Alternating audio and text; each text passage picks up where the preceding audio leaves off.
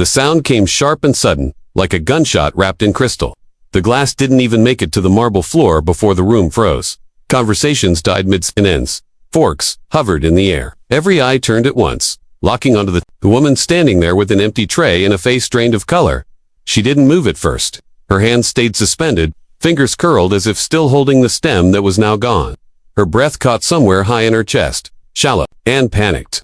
Around her, the restaurant felt expansive in a way that pressed down on her shoulders. Silk dresses, polished shoes, watches that cost more than her monthly rent. The kind of place where mistakes weren't forgiven, they were remembered. At the center table, the millionaire slowly pushed his chair back, the sound of its legs scraping. The floor cut through the silence. He stood up, tall and composed, his tailored jacket falling perfectly into place. His shadow stretched across the waitress's apron, dark and heavy, like a line she wasn't meant to cross. He didn't raise his voice. He didn't curse. He didn't have to. The quiet did the work for him. "Do you know what that bottle costs?" he asked, softly. The words floated through the air, calm and sharp at the same time. The room leaned in, hungry. This was the moment people came for. The moment where power reminded everyone who held it. She nodded quickly, too quickly. "Guess, sir," she said, her voice thin, almost disappearing as soon as it left her mouth. She dropped to her knees without being told, reaching for the shards scattered across the floor. Her fingers moved fast, careless, desperate to make the problem disappear before it grew teeth. A sharp edge bit into her palm. She flinched but didn't pull back. Red bloomed against her skin, bright and unforgiving. A manager appeared at her side, whispering urgently, his smile tight and fake. Words like policy and deduction and final warning slipped out under his breath. The guests watched like this was part of the evening's entertainment. Some looked annoyed, some amused, some relieved. It wasn't them. No one looked away. She gathered the glass into a neat pile, her hands shaking now, blood smearing the clear shards. When she stood, she tucked her injured palm against her apron, hiding it the way she'd learned to hide so many things. Hunger, fear, exhaustion, pain. She lifted her chin anyway. She met the stares, head on, refusing to bow her head, refusing to cry. Not here? Not in front of them? The millionaire watched her closely. Not the spiel. Not the glass. There was no anger on his face. No smirk. Just something quiet and focused, like he was seeing a detail everyone else had missed. He noticed how she said sorry again, even though no one asked her to. He noticed how she stood still while the manager spoke over her, as if she had learned that moving too much only made things worse. He noticed the blood seeping through the fabric of her apron. Someone at his table laughed softly, shaking their head. "Unbelievable," they muttered. The millionaire didn't respond. He reached into his jacket, pulled out his wallet, and placed it on the table. The sound was small, but final. The bill was paid. The tension loosened just a little. This was how these moments usually ended. Money closed the wound. Everyone went back to their conversations. The waitress disappeared into the kitchen, and the story became a joke told later over drinks. She stepped back, murmured another apology, and turned away. Her shoulders stayed straight, even as she walked toward the service hallway. The room exhaled. Plates clinked again. Voices slowly returned, like nothing had happened. The millionaire rose to leave. As he passed her station, something stopped him. It sounded so quiet he almost missed it. She was humming. It wasn't loud. It wasn't for anyone else. Just a soft, steady melody under her breath, like a rope she was holding onto so she wouldn't fall. No anger in it. No bitterness. Just calm. Just control. The kind that doesn't come from having power, but from surviving without it. He froze mid-step.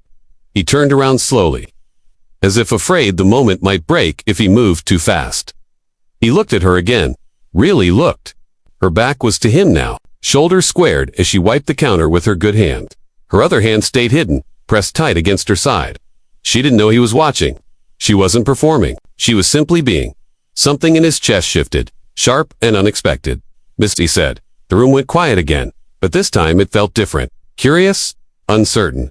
She turned, eyes widening slightly when she realized who had spoken. "Yes, sir," she asked. Professional, careful. For a second, he didn't know what to say. He had spoken out of instinct, not plan. The people at his table watched him now. Surprised, the manager stiffened. This wasn't how the story was supposed to go. He glanced at her hand. "You're bleeding," he said. She instinctively pulled it back further, shaking her head. "It's nothing. I'll clean it up." "No," he said, firmer now. "It's something." The word hung between them. The room felt like it was holding its breath again, but this time, not in anticipation of humiliation. In confusion, the manager stepped in quickly. "We'll take care of it," he said, forcing a laugh. "Please, enjoy your evening." The millionaire didn't look at him. His eyes stayed on the waitress. "What's your name?" he asked. A pause. A small one. But it mattered. "Amara," she said. He nodded, as if committing it to memory. "Amara," he repeated. People shifted in their seats. A woman at the next table frowned. This was uncomfortable now. This wasn't entertainment. This was something. "Else you should get that cut checked," he said quietly. She nodded, unsure. "Yes, sir." He hesitated, then did something no one expected. He stepped aside, clearing the path instead of blocking it. A small gesture, almost invisible, but powerful. "I'll wait," he said. "Take care of it." The manager looked like he might object, then thought better of it. Amara walked past the millionaire, her shoulder brushing his jacket. He felt the weight of it then. How small she felt beside him.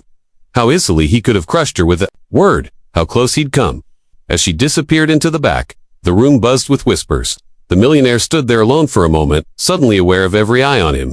He didn't care. He was listening instead, to the echo of her humming still ringing in his head. He didn't know why it mattered so much, only that it did. And as the kitchen door swung shut behind her, leaving the ending unfinished, one thing was clear. This wasn't over. Not for her. And not for him. He came back the next night like nothing had happened. Same time? Same table. Same clean lines of wealth pressed into the room. The hostess recognized him now and smiled too wide. The manager straightened his tie. The air shifted when he walked in, the way it always does when money enters before the person does. Amara noticed him right away. Not because he wanted her to, but because people like him pull focus without trying. She kept moving anyway. Tray balanced. Steps measured.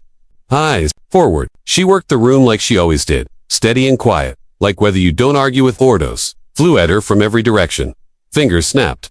Glasses waved.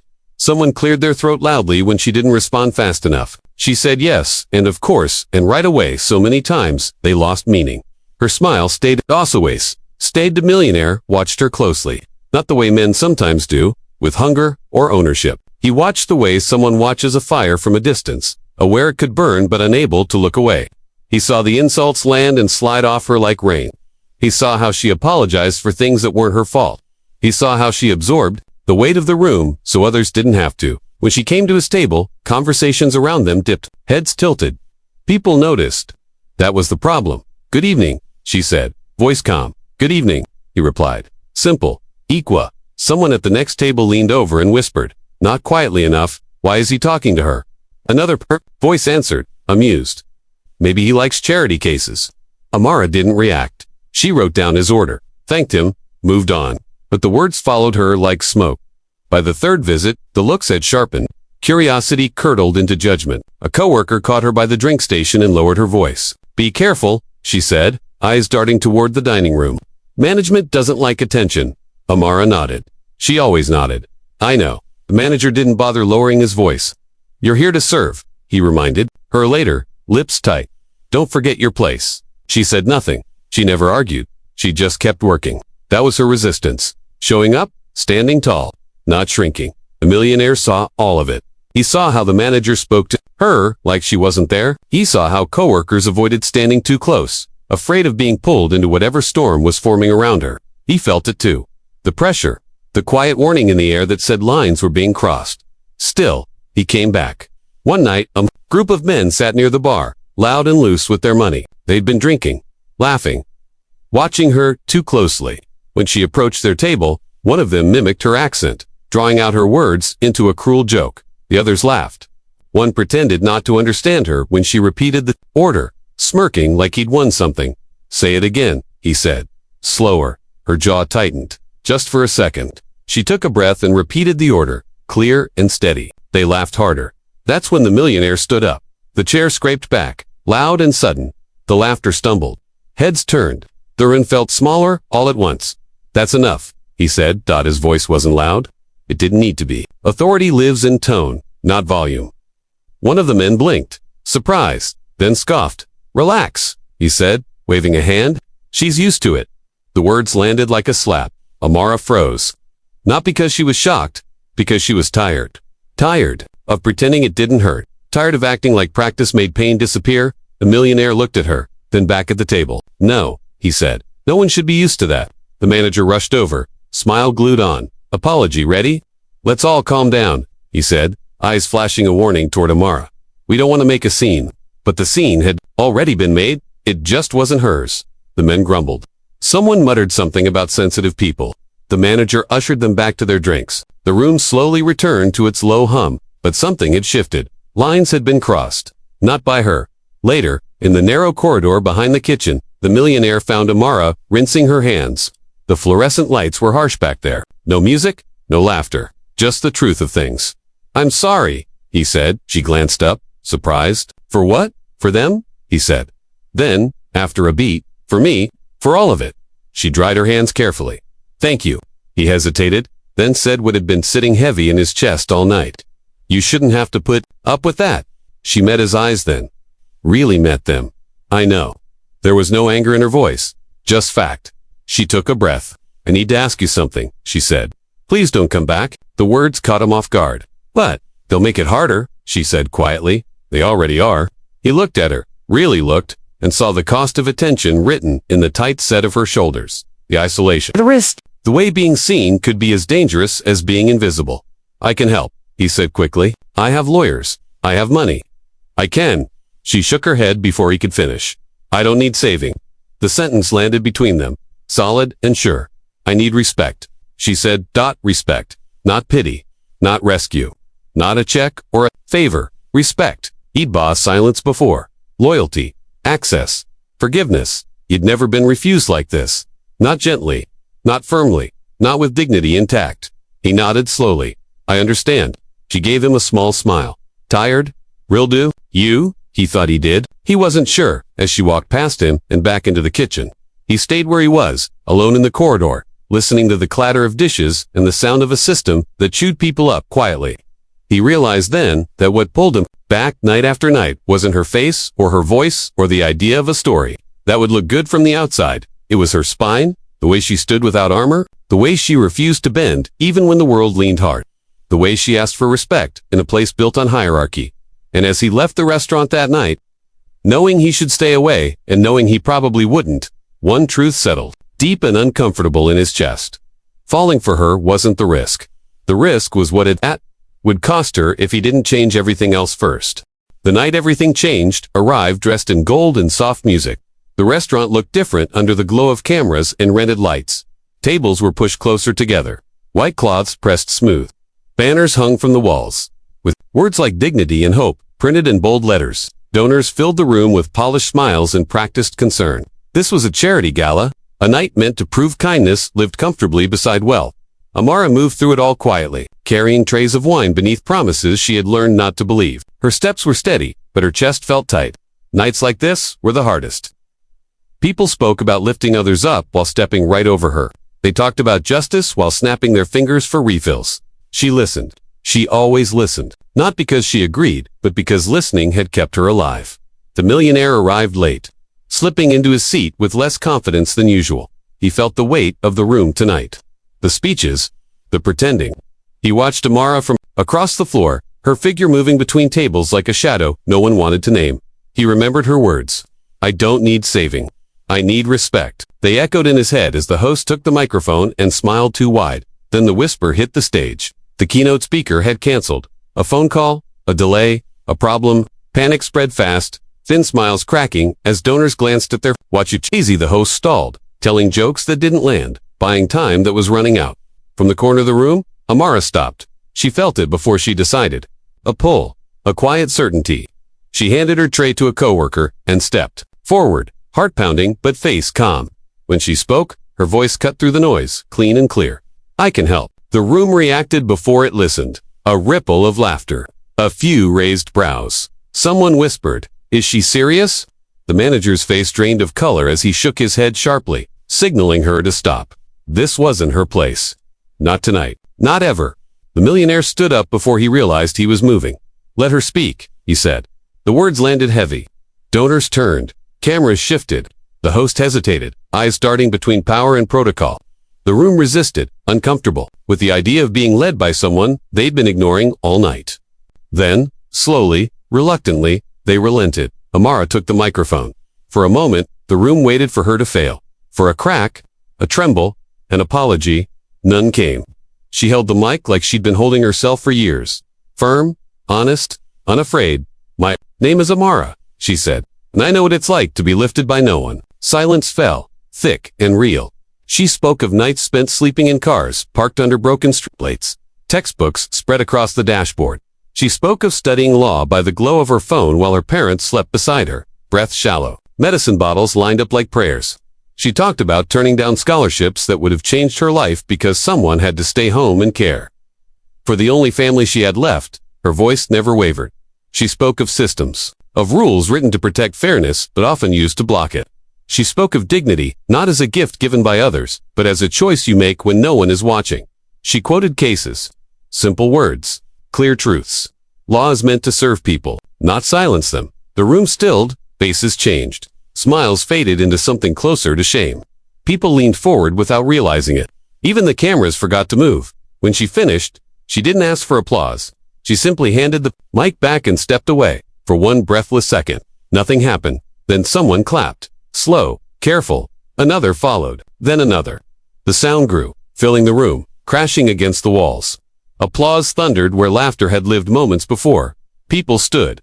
Some wiped their eyes. Some looked down. The millionaire remained seated until the end, stunned. He felt small in a way money had never made him feel before. When he finally stood, his hands shook as he clapped harder than anyone else.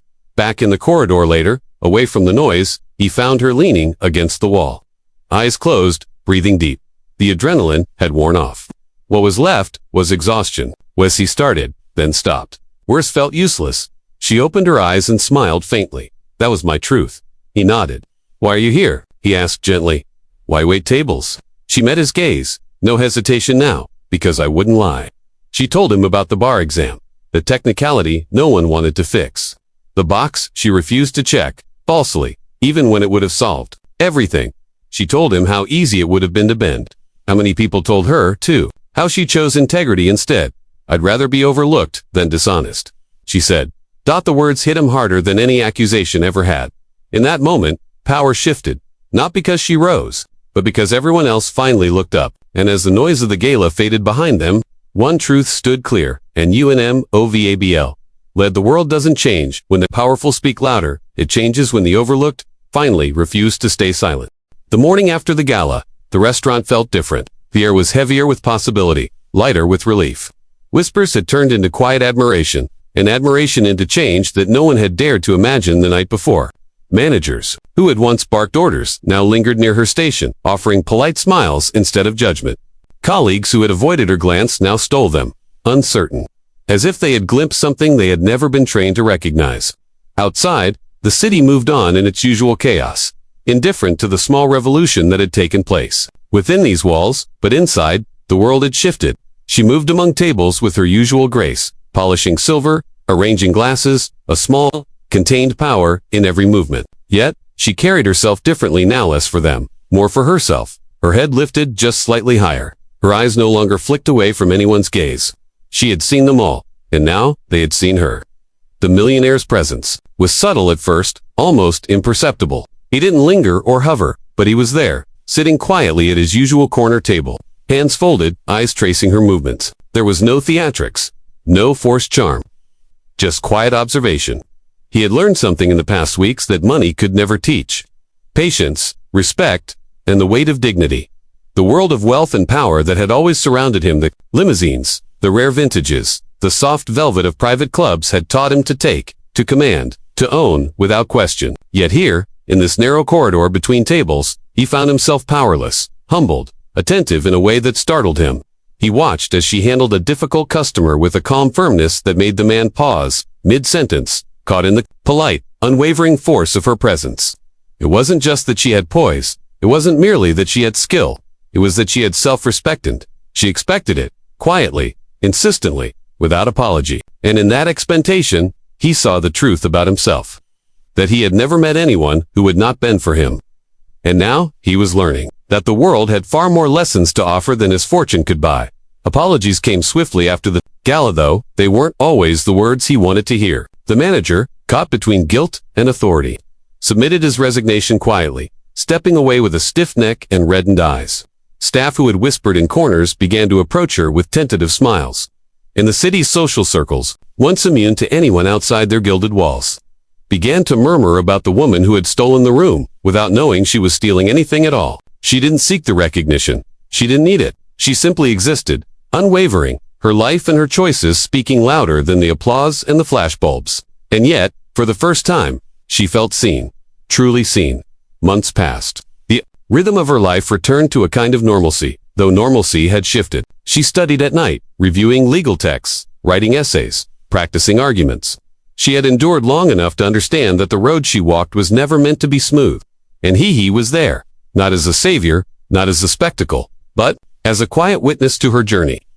He showed up in the back row of every mock trial, every study session, offering encouragement that wasn't loud or performative but solid and unshakable. When she passed her exam months later, he clapped until his hands hurt, his eyes watering slightly despite himself. It wasn't pride, not in the sense of ownership, but reverence. He had witnessed her struggle, her persistence, her integrity. He had seen her choose principle over expedience, courage over convenience, and he had learned that to love someone is to honor that choice, without trying to bend it to your will. The media tried to reframe her story, as the world always does. Headlines whispered about the miracle romance, about how a millionaire rescued the waitress, about how love had crossed a social divide in some cinematic twist. But she refused the narrative. She refused the spotlight that suggested she needed saving. She had never needed saving. She had needed recognition.